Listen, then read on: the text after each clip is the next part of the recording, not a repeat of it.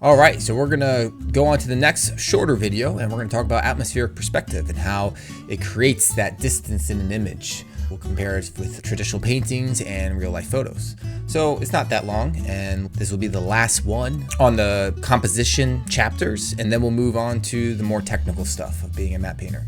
So I do have another video on my YouTube channel that also talks about how to make a pretty image, and you should check it out. I will link it at the end of the video as one of the cards, and so that will be in addition to the course.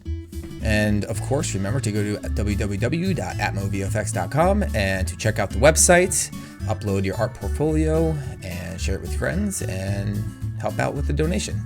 More features are coming. Hey guys, so for this section I want to talk about values. I pulled up a couple images from Google, if you Google Hudson River School paintings. They're classical paintings that are amazing. They're all about, it was back in the day when artists would always go out into nature and paint these awesome landscapes. So these are two images I grabbed, but if you want to look further, you should definitely Google Hudson River School paintings, and they're sick.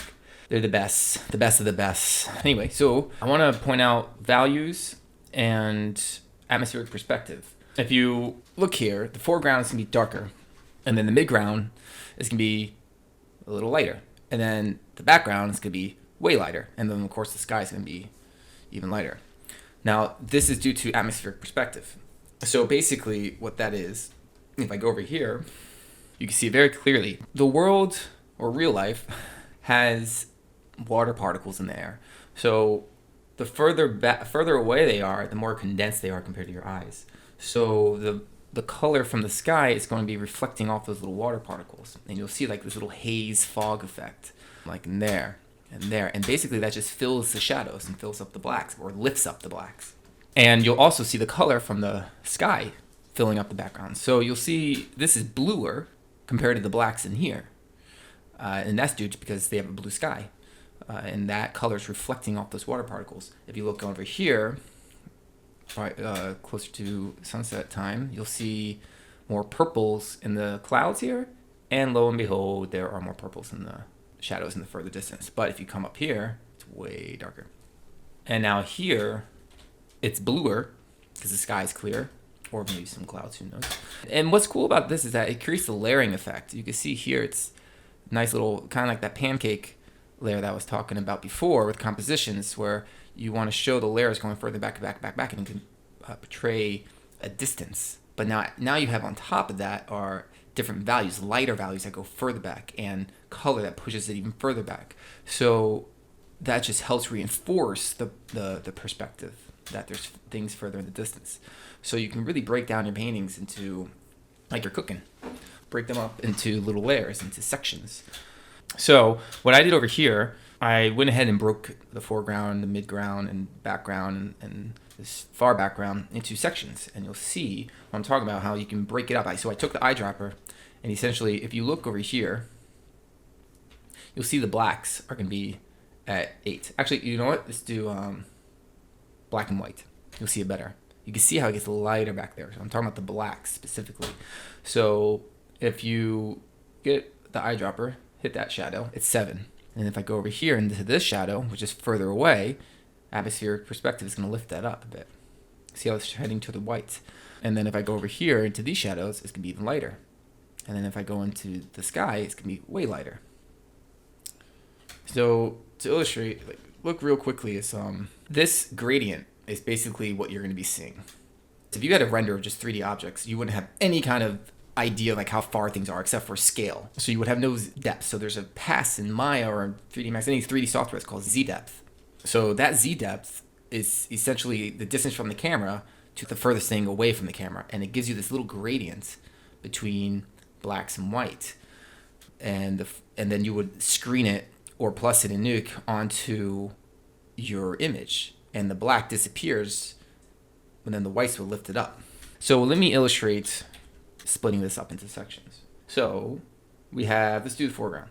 We have that. If I eyedrop that, this is the value that I got, and I broke it out. It's like, think about pancakes layering on top of each other, because I go right underneath that for the midground, it's lighter.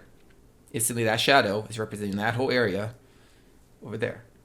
And the next one is going to be even lighter. It's splitting it up. See, it's layering on top of each other. And then this one, for that little mountain back here, to make it seem it's further behind this one, they lighten it up even more. So it pushes it further and further. So if I even go even further and do the sky, it's even brighter. So now you have an idea. You have like a blocked out image that is showing atmospheric perspective, pushing the objects further back. And on top of that, what we discussed before was that you're going to be losing detail. So if you look here, look at all the detail you have here in the foreground. You're going to be seeing all that. And then as you get further away, you're not going to see as much detail. It looks like there's a lot of detail, but if you were to bring one of these rocks and bring it up to the foreground, it's going to be ginormous. It's going to be huge. So you might think, oh, this rock over here is the same size as this rock over here, but that's not true. If you were to actually walk up to it, it'd be a mountain for you.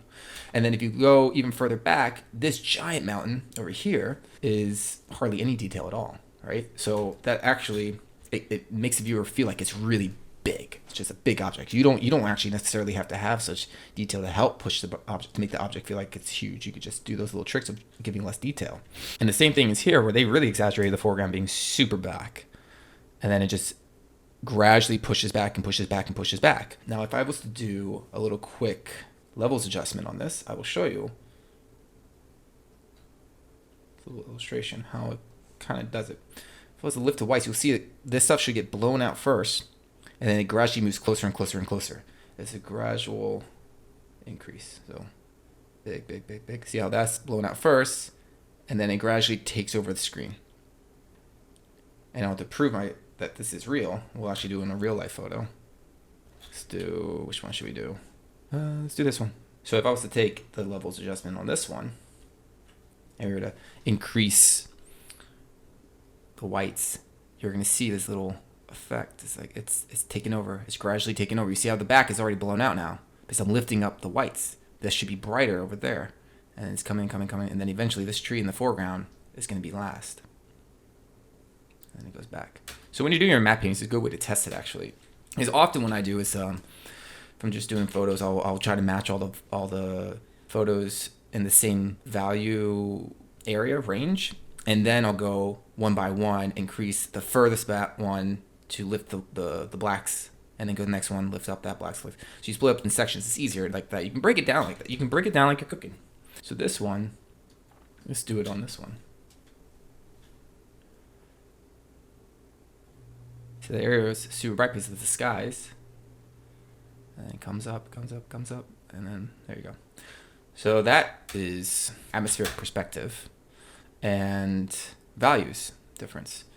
You know, if I was to lift this area, I could just take, let's say, I drop that stuff, bring that up, and switch this to soft light, or even lighten, but let's try soft light first, and you can lift it up. You see how I'm almost pushing it back. I'm pushing it back more and more and more. Right? So let's turn that off and on.